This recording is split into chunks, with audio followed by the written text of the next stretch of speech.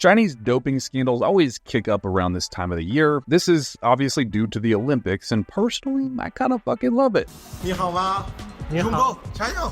Chinese people usually kick ass at the Olympics, as they are right now, and the Americans hate it, and they try to accuse them of all sorts of crazy shit, specifically doping. How dare you!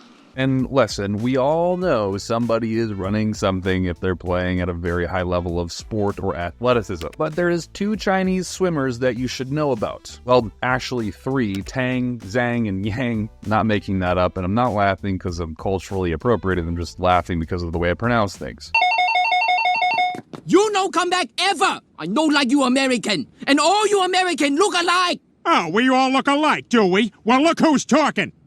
But these 3 tested positive for steroid use in 2022 and subsequently cleared by the Chinese government to compete again. And obviously, they're competing this year. And there's something I want to talk about that's really, really important. Tons of articles have come out throwing huge shade at the Chinese government for specifically this, saying that their athletes are on steroids and they're doing nothing about it. And in fact, they're still competing. But what did they test positive for in 2022? And does it actually do anything for those athletes in particular? Let's just take Tang Muhan, for example. She doesn't really look enhanced, does she? Does she kind of appeal to you as someone who's taking anabolic steroids? I'm going to just go on a stretch and answer for you and say that you probably think no. No! God, please, no! No! There's no way she's taking any form of anabolic. She looks like a 16-year-old who just started swimming yesterday. And that's because she absolutely isn't. You see, what Tang was accused for taking was a compound called TMZ, or trimetazidine, which is a drug sold for specifically chest pain, but it enhances blood flow to the heart and specifically energy metabolism. It's actually classified as a fatty acid oxidation inhibitor and improves glucose oxidation around the myocardium, or the muscle around the heart. Basically, in the simplest of terms, it's switching your myocardium, the muscle around your heart, pumping your heart, from using fatty acids to then using glucose, something that's extremely favorable for the production of ATP. There's a lot more I'm going to touch on in just a second. You could probably just, from that statement there, assume that there's definitely some potential performance-enhancing benefits from this specific compound. And so did the Chinese government, because in 2014, almost all of their athletes popped hot for TMZ.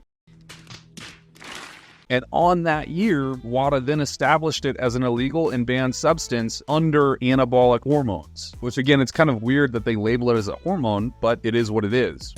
It is what it is. It is what it is. And I think this is why a lot of people said that the swimmers were on steroids, even though they weren't on steroids, and this is just the United States media trying to twist things. But here's the catch with TMZ that I didn't sell you earlier. Super important to understand. TMZ manipulates or modulates pyruvate dehydrogenase, which is going to promote glucose oxidation and overall lower lactate production. Now, if you've ever experienced having high lactate locally in a muscle, it feels like that burn, and suddenly there's this exhaustion that you face, and it's not necessarily your muscles giving out, it's just that your body has so many metabolites within its system, or specifically the muscle that you're training, which interrupts electrical signals to that muscle, making it almost impossible to contract that muscle tissue after that point. This is called a lactate threshold. It's usually where people tend to lose performance quite quickly after a certain point. And in turn, what you get is massively stabilized mitochondrial function in a situation where lactate is not extremely high. What that will equal is an athlete who can usually perform much longer bouts of endurance-based output. But it's also assumed to improve post-workout recovery. There's a massive reason for this, but it's just essentially that it reduces oxidative stress. It activates an antioxidant enzyme called glutathione peroxidase and superoxide dismutase. Both of these things are going to massively reduce oxidative stress, leading to far greater improved recovery, meaning you can get back to training quicker the next day. So ideally, TMZ's biochemical response is favorable towards performance enhancing and generally better output. But this is on paper. We're not talking about what's actually happening in humans. And when we do that, there's keen studies like this one here, which concludes that there's currently no evidence that TMZ is actually enhancing physical performance or output as a measured parameter. Chinese government knows I'm talking about them.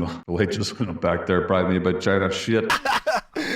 China number 1! And nor in this study did they find any correlation with improved post-workout recovery. It just seems to me like on paper, it has a really good biological effect. On paper. And there's a lot of things like this. Alex Kiekel would know what I'm talking about because he just talks about mechanism all day. But in application, things work far, far differently. But in theory, yes, reducing lactate and improving glucose oxidation is going to be more favorable for favorable output. But the reason you clicked on this video, and the reason that stuff is a bit weird right now, is because China claimed and cleared these athletes to compete is because China cited that tainted burgers, that's right, tainted hamburgers, were the reason that athletes were able to swim. It wasn't their fault. They didn't take these compounds in and of themselves. They just ate burgers that were tainted, and so they're cleared to compete. Allegedly. Allegedly. This is all allegedly. Allegedly. Allegedly! I'm weary of this conversation. Can we please stop talking, please?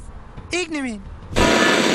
YouTube, sorry to bust your balls with an ad here, but I wanted to talk about something that's really important. We just started a private community called the Discord group. You've probably heard of Discord before. You definitely have heard of Discord before. We started this group with you in mind. It doesn't just provide a couple of resources, which I think you would leverage heavily in your bodybuilding journey. It does provide you coaches with direct access. Now, the only place people can directly access me is typically through coaching, but this is a new opportunity to where you can ask me questions as well as many other coaches within our community about everything you're going through. Not only that, but the community itself is lively. You can talk to people right now who are going through exact simple situations and complex ones just like you. And I get it, if you're not into that kind of thing, you could always just subscribe and maybe even click the bell button below. It's free and it helps out the channel a ton. Those are really the only two ways that you can help this YouTube channel grow. So I am sorry to pester you. I'll make sure to get my ass out of your face and get my other ass, which is in the future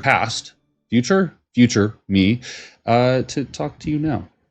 Deuces. Now, for one, I don't know how TMZ would accidentally end up in a hamburger like that. It is a synthesized compound. It is not naturally produced by any means, and it is certainly not used in cattle or in any sort of farming context. The other thing is the Chinese nationals that I know from Thailand and Korea, they don't thoroughly enjoy hamburgers. Like, they prefer true foods to their culture. I don't see a bunch of Chinese Olympic athletes going to get hamburgers on the weekend and just all suddenly eating the same burgers with TMZ dosed inside of them. And at the end of the day, what I feel like this is really is just the United States made a rule back in 2014 to say, why IATA, these Chinese athletes are taking TMZ to get this proposed benefit, and we got to stop it. Fast forward, they're still doing it, and to be honest, they crush American athletes, but not that crazy, right? Like this year, the gold medalists for swimming only won 2 events out of all of them, and to be honest, like it wasn't that impressive. And I don't think it's anything to be crazed about. We labeled it as an anabolic steroid, a hormonal steroid for some reason, and I think it's just a way, a ploy for the Olympic Games to be like, hey,